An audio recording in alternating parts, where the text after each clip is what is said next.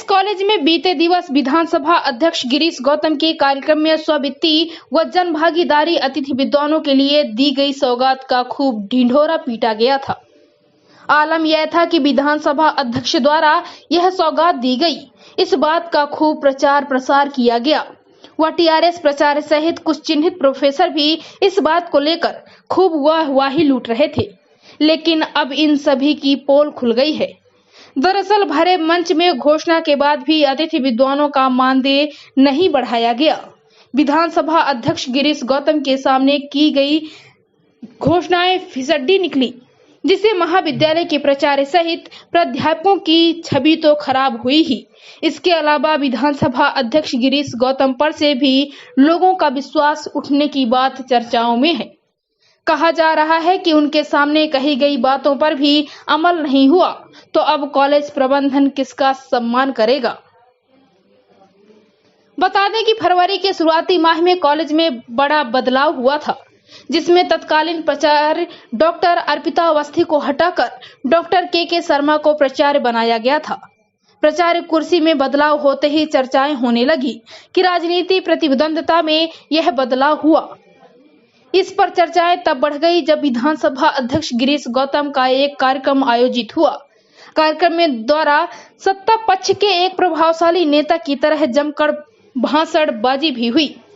अतिथि विद्वानों के वेतन बढ़ोतरी का मुद्दा आया तो जन भागीदारी प्रभारी डॉक्टर आर.एन. तिवारी मंच पर कूद पड़े और वेतन 2000 और बढ़ाने यानी 20,000 प्रतिमाह फरवरी से देने की बात कही। लेकिन अजब बात यह है कि भरे मंच के बीच हुई घोषणा के बाद भी अब तक वेतन नहीं बढ़ाया गया। अब इस बात को लेकर स्ववित्तीय व जन भागीदारी अतिथि विद्वानों में खासा आक्रोश है।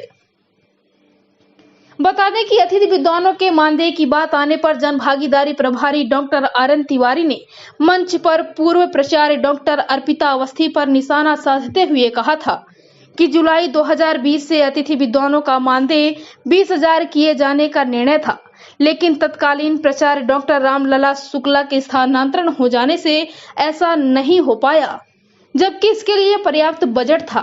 लेकिन पूर्व प्राचार्य डॉक्टर अर्पिता अवस्थी ने 20,000 न करके 18,000 किया। चर्चा है कि डॉक्टर आर.एन. तिवारी ने इस बात को मुद्दा बनाकर डॉक्टर अर्पिता अवस्थी पर खूब आरोप लगाए थे। ऐसा लग रहा था कि वह ही वेतन न बढ़ने पर दोषी थी, लेकिन अब खुद स्ववित्तीय व जन भागीदारी अतिथि विद्वानों से नजर छिपाते फिर रहे हैं, ऐसा अतिथि विद्वानों का कहना है। वहीं यह भी कहा जा रहा है कि तत्कालीन प्राचार्य रामलला शुक्ला के सामने कई बार मानदेय बढ़ाने की बात को लेकर मांग की गई, लेकिन उन्होंने नहीं बढ़ाया और इतना ही नहीं, कुछ कटौती भी दिए जाने वेतन में की जाती रही। और अब कुर्सी से हटे तो उनके शुभचिंतकों ने मंच में यह कह दिया कि वह मानदेय बढ़ाने वाले थे और अब मानदेय न बढ़ने से ही कही गई इन बातों का मखौल उड़ाया जा रहा है। वहीं अतिथि विद्वानों की माने तो विधानसभा अध्यक्ष ने फरवरी 2020 से अतिथि विद्वानों को बढ़ा मानदेय देने की बात कही थी, लेकिन घोषणा फिसड्डी निकली। अब कॉलेज प्रबंधन बजट न होने की बात कह रहा है, लेकिन भरे मंच में पर्याप्त बजट होने की बात कही गई थी। अतिथि विद्वानों का कहना है कि स्ववित्तीय पाठ्यक्रम में आए हुए कुल आय से 80% अतिथि विद्वानों के भुगतान में देना है, तो महाविद्यालय इस राशि को खर्च कहां करता है। उन्होंने कहा कि कॉलेज प्रबंधन अपनी कही हुई बातों पर ही पीछे हट रहा है। बता दें कि टीआरएस कॉलेज को इन दिनों का राजनीति का अखाड़ा भी कहा जाने लगा है, जिसकी वजह दो सत्ताधारी नेताओं के बीच चल रही आपसी वर्चस्व की लड़ाई माना जा रहा है। चर्चाओं में कहा जा रहा है कि कम से कम इसके पूर्व सत्ताधारी नेताओं की घोषणाओं पर अमल तो हुआ, भले 5,000 का मानदेय बढ़ा था, लेकिन अब तो मात्र 2,000 की घोषणा करने के बाद ही इस वादे को पूरा करने में पसीने छूट रहे हैं। स्ववित्तीय और जन भागीदारी के कुछ अतिथि विद्वान जो विधानसभा अध्यक्ष के पास मानदेय बढ़ोतरी की मांग लेकर गए थे और जब घोषणा हो गई तो वह भी पूरा श्रेय ले रहे थे कि वेतन उनकी मांग के चलते बढ़ा है, लेकिन अब चर्चा है कि वह भी चेहरा छिपाते फिर रहे हैं। का नहीं बढ़ा है। करीब जब अर्पिता अवस्थी मैडम प्राचार्य थे उसके पहले हम लोगों का करीब 8 साल से 13,000 रुपये था, जो निर्धारित 12,580 रुपये प्रतिमाह मिलता था, और उसमें भी 500 रुपये काट लिए जाते थे। लेकिन जब से अर्पिता अवस्थी मैडम प्राचार्य हुई थी तो हम लोगों का 13,000 से बढ़ा करके 18,000 किया गया। फिर अभी हाल ही में 19 फरवरी को राष्ट्रीय शिक्षा नीति पे कार्यक्रम आयोजित किया गया, जिस कार्यक्रम में माननीय विधानसभा अध्यक्ष महोदय भी आए थे और रीवा सांसद भी थे, माननीय जनार्दन मिश्रा जी भी थे।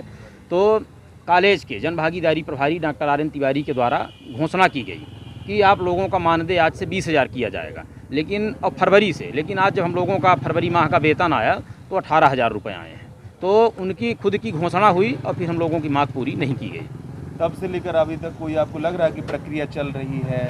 हमको तो नहीं लगता कि कोई संभवता है कि 1-2 महीनों में आप लोगों का मानदेय बढ़ जाएगा या इस सत्र में मानदेय बढ़ जाएगा? हम लोग प्राचार्य से मिले थे, प्राचार्य जी ने कहा कि जो घोषणा हुई थी उसका कोई हमको कागज़ नहीं मिल रहा है, जो पहले गठित की गई थी 20,000 के लिए, तो बोले अब आगे हम देखेंगे, लेकिन अब कब देखेंगे पता नहीं। उनका कहना है कि अभी तक लिखित आदेश कुछ नहीं है। नहीं, लिखित आदेश उन्होंने कहा हमारे पास नहीं है अभी। तो आप लगातार प्रचार से संपर्क कर रहे हैं, वहाँ से भी कुछ पॉजिटिव रिजल्ट नहीं है? नहीं, कोई पॉजिटिव रिजल्ट नहीं। उन्होंने कहा जितना है उतना होगा, जब आगे देखेंगे आगे का। आप लोगों की मांग क्या है?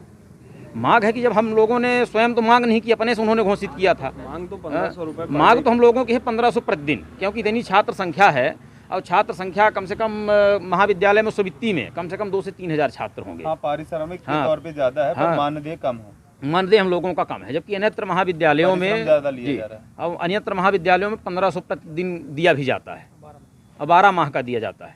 विश्वविद्यालय में दिया जाता है, विश्वविद्यालय में भी दिया जाता है। आगे आप लोग क्या करेंगे? आगे प्राचार्य से फिर मुलाकात करेंगे, अगर बढ़ाएंगे, क्योंकि प्राचार्य के उसमें आता है, नियुक्ति प्राचार्य करते हैं, प्राचार्य ही हम लोगों का निर्धारित कर सकते हैं। तो ही बजट का वो देते हैं हवाला कि हमारे पास बजट नहीं है, जबकि ऐसा नहीं है, बजट पर्याप्त है कॉलेज में। कल ही द्वारा घोषणा करने के बावजूद आपका मानदेय अभी तक नहीं बढ़ा? विधानसभा अध्यक्ष के द्वारा घोषणा नहीं की गई। विधानसभा अध्यक्ष को मंच में बैठा करके और टीआरएस कॉलेज के प्रचार और जनभागीदारी प्रभारी द्वारा गुमराह किया गया। उनके द्वारा ये बोला गया कि आपका मानदेय 2020 में हमने 20,000 रुपये बढ़ाया था, लेकिन मैडम उस समय पर प्रचार हट गए, तो मैडम आई तो मैडम ने वो 20,000 रुपये लागू नहीं किया है, मैडम ने 5,000 बढ़ा के 18,000 रुपया किया है, तो वो लागू नहीं हो पाया था उस समय पर।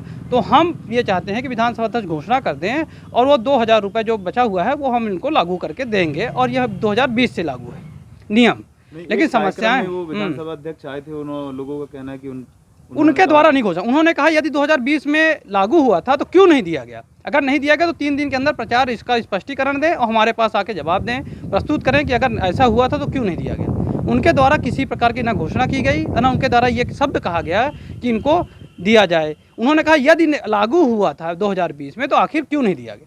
तो ये सबसे बड़ी समस्या ये बात की है कि अब हम लोग अगर प्रचार के पास जाते हैं तो प्रचार के द्वारा बोला जाता है कि क्या किसी के पास आदेश है क्या कि 2020 में लागू हुआ था। जब वो कागज़ ही नहीं है तो क्यों हम कैसे दे सकते हैं।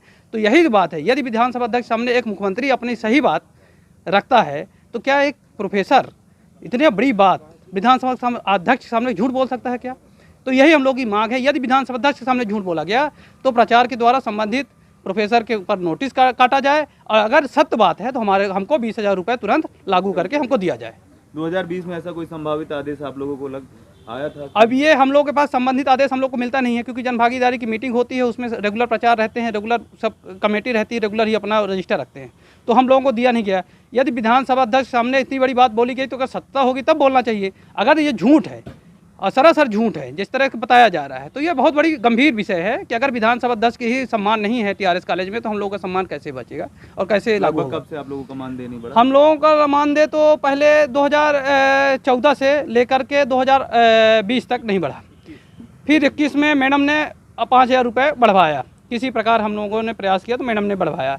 फिर इसके बाद अगर जब फिर से सत्ता परिवर्तन हुआ और के शर्मा सर आए तो उस समय पर विधानसभा अध्यक्ष जी को बुलाया गया और उनके सामने ऐसा बोला गया कि हमने ही 2020 में 7,000 रुपये बढ़ाए थे, 7,000 में मैडम ने सिर्फ 5,000 लागू किया और 2,000 रुपये वो बचे हैं तो हम देने के लिए तैयार हैं, हमारे पास बजट पर्याप्त। लेकिन समस्याएं जब आप देख रहे हैं कि जब हम वित्त प्रभारी से मिलने गए, अभी वित्त प्रभारी ही हमारे सामने गए, उन्होंने कहा कि क्या कोई लिखित में आदेश है, तो समस्या ये बात कि अगर विधानसभा अध्यक्ष साहब आए और उनके सामने ही ऐसा भाषण दे दिया गया हो और झूठा भाषण दिया हो तो इसके लिए तो हम लोग दोषी नहीं हैं, इसके लिए तो संबंधित प्रचार दोषी हैं, संबंधित प्रभारी दोषी हैं। ये तो उनके ऊपर कार्रवाई हो, या इतना बड़ा झूठ बोला गया, अगर सत्य है तो लागू करा जाए, बस हो गई यही मांगे हम लोग की। जनभागीदारी और स्वीकृति मद से जो अतिरिक्त शिक्षक कार्यरत हैं वर्तमान में, उनका मानदेय बढ़ाने का पूर्व में निर्णय जनभागीदारी समिति के अध्यक्ष महोदय द्वारा लिया गया था।